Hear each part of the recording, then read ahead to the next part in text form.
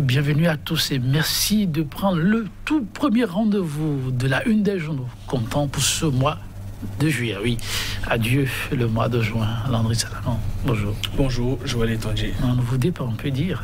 Oui, un nouveau départ avec ces nouvelles sur le plan de l'éducation, 82,67%. C'est le taux de réussite et à l'examen du certificat d'études primaires. Les résultats ont été donc publiés, c'était dans la journée de ce mercredi, avec le littoral évidemment qui vient donc en tête. Le département de l'Atakura est donc à la traîne, 12e évidemment, parlant de ces résultats. Les canards parlent abondamment de ces résultats. J'allais dire, les actes, en tout cas de deux candidates qui pratiquement ont foutu les chances de 1500 candidats à l'examen des auditeurs de justice. Évidemment, depuis décembre dernier, ce concours, disons, de recrutement des magistrats a été donc annulé. Le chef de l'État avait donc ordonné la reprise. Et pourtant, depuis, rien n'est donc fait. Les quotidiens s'interrogent à quand, sans doute, la reprise de ce concours. Et puis, troisième sujet également dans la une, ils sont autant d'hommes d'affaires, disons, hors du Bénin. Maté Rodriguez, Sébastien Germain à Javon, Séverin Adjovi, également d'autres. Alors, que se passe-t-il ? Évidemment, je l'ai dit, les quotidiens continuent donc de s'interroger. Merci Landry Salanon. On va donc y aller. On démarre le point de départ avec Matin Libre. Matin Libre qui nous parle de cette annulation de concours d'auditeurs de justice au Bénin. 6 mois après, silence radio, nous dit le journal. Ils étaient près de 1500 candidats qui attendent, en tout cas, à avoir pris donc part à ce concours. Plus précisément, 1498. Voilà, qui avaient donc pris part à ce concours qui a été donc annulé. La reprise a été ordonnée, mais depuis, silence radio, nous dit le journal. Certificat d'études primaires 2021, 82,67% de taux de réussite. Voilà ce que nous dit donc le journal, qui précise par ailleurs qu'au niveau de la mairie de Semepoudi, il y a malaise au sein du conseil communal. L'Afrique en marche parle du nouvel ambassadeur du Nigeria au Bénin. Nigeria-Bénin, parlant de la diplomatie. Buhari positionne un militaire à Cotonou. On se rappelle, celui qui a été donc nommé, c'est l'ancien chef d'état-major général des armées du Nigeria. Et au journal de s'interroger, est-ce que c'est au coup d'Abuja contre le régime de la rupture de Patrice Talon, le quotidien qui propose les images des deux chefs d'État, Patrice Talon tout souriant, ainsi que Muhammadu Buhari. Le journal parle également du Bénin, notamment de la cherté des denrées alimentaires. La CSTB de Kassamampo monte au créneau contre le hautement antisocial, dit le journal L'Afrique en marche. L'Éco-Info s'interroge. Acharnement politico-judiciaire au quotidien. Qu'y a-t-il au fond pour motiver tant de traîtrise, haine et méchanceté contre certains opérateurs économiques du Bénin? Séverin Adjovi, Sébastien Germain à Javon, Martin Rodriguez, les victimes expiatoires des régimes Yahi. Et puis Patrice Talon, c'est donc une interrogation à la une du journal. Le quotidien qui nous dit toujours qu'à 2 semaines de l'ouverture de procès de Joël Aïvor, incarcéré à la prison civile de Cotonou, ses avocats n'ont toujours pas accès au dossier en vue de la préparation de sa défense. L'autre quotidien parle de cette démission dans les partis politiques, vague de démission au sein des partis de la mouvance présidentielle. Question, il s'agit-il de repositionnement opportuniste ou de recomposition de la classe politique? S'interroge le journal, qui rappelle aussi, disons, les résultats du certificat d'études primaires au Bénin. Le journal précise que c'est le littoral qui vient donc en tête, suivi du département de l'Atlantique. Dynamise Info, départ tout azimut du bloc républicain et du creuset politique de l'autre, en tout cas nous dit le journal. Question, est-ce que nous tendons vers un parti unique à la mouvance présidentielle? Le journal de nous rapporter que Léopold Zinsou, en tout cas, préconise déjà un seul regroupement autour du chef de l'État, Patrice Talon. Procès de Joël Aïvor, ce sera le 15 juillet prochain. C'est un véritable test pour la criette attendue donc sur son indépendance. Et le quotidien de service public La Nation parle de ses communications électroniques au Bénin. Attention, il y a un 3e opérateur GSM qui entre donc en jeu en Conseil des ministres, évidemment. L'autorisation a été donc accordée. Et puis c'est le matinal qui nous apporte des précisions sur ce 3e opérateur, Conseil des ministres. La SBIN, c'est donc le 3e opérateur GSM qui va donc désormais opérer au Bénin, nous dit le journal Le Matinal. Et Fraternité parle de ces multiplications de lycées techniques au Bénin. Et pour le journal, c'est une promesse électorale qui est donc sur les rails. Le gouvernement crée une agence de mise en œuvre de la stratégie nationale et recrutera 662 aspirants.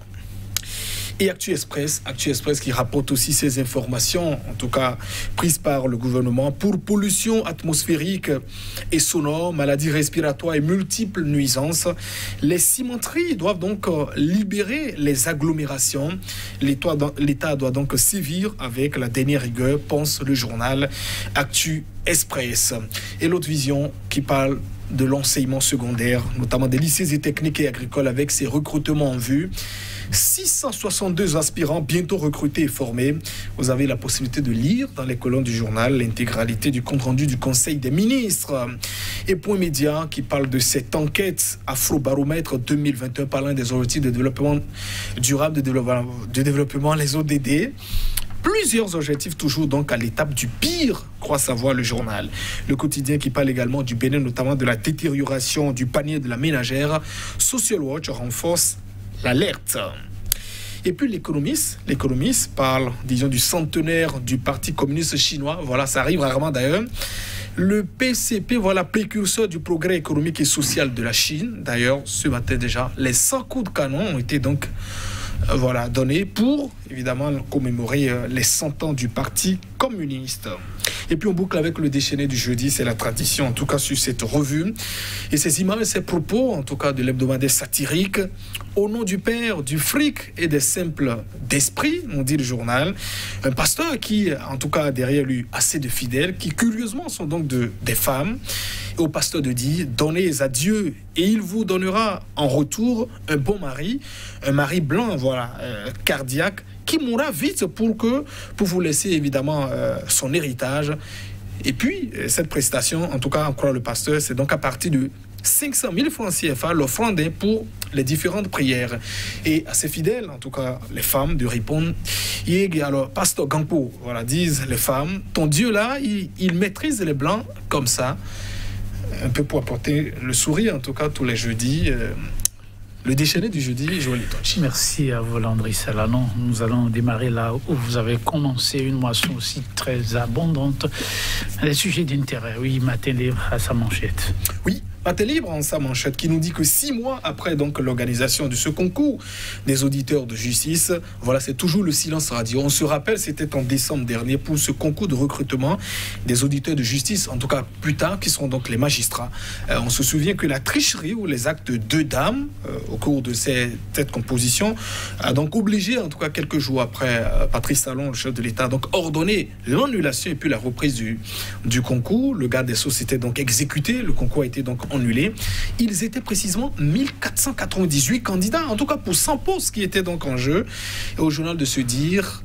Pourquoi depuis le concours n'est donc pas repris? Il y a certains éléments que le quotidien rappellera.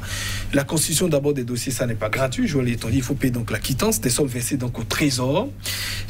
Tout cela, et notamment les chances de toutes ces personnes qui devraient donc prendre part à ce concours, quid depuis, sans oublier aussi que vous avez peut-être des gens qui vont donc franchir bientôt la quarantaine, peut-être exclus de ces concours. Je crois évidemment que le garde des Sceaux est donc interpellé pour, en tout cas, la reprise de ce concours. Vivement que la suite ne tarde pas, Landry Salanon. Nous allons avec Eco Info. Oui, l'Eco Info qui nous parle de ces hommes d'affaires, ils sont nombreux à être quand même au dehors. Sébastien Germain Adjavon, Séverin Adjovi, voilà. Et puis aussi Maté Rodriguez, d'autres également, en tout cas on parle de ces grosses cylindrées, il y a plein d'autres aussi qui sont donc au dehors, au journal de s'interroger. Qu'est-ce qui évidemment, en tout cas, crée tout cela? Est-ce qu'ils sont donc, en tout cas, ces compatriotes au dehors, les victimes expiatoires des deux régimes, à la fois de Bouniaï et puis aussi de Patrice Talon? On se souvient récemment, en tout cas c'est vrai, Adjovi lui semble donc revenir un peu sur sa condamnation, souvenez-vous, il y a 1 an déjà, par la criette, où il semble quand même toujours se défendre, qu'il ne comprend évidemment pas pourquoi cette condamnation lui a été donc infligée, alors qu'il n'a donc pas même eu droit à la fois de se présenter, également d'adopter une défense par rapport à ce qui lui était donc reproché. Le cas de Sébastien Javon, on ne rappellera pas. Maté Rodriguez également, lui qui est aussi au dehors, récemment il est d'ailleurs intervenu, lui qui parle également du fait que ses hôtels, également son usine, lui, ont été donc arrachés, disons, par le régime.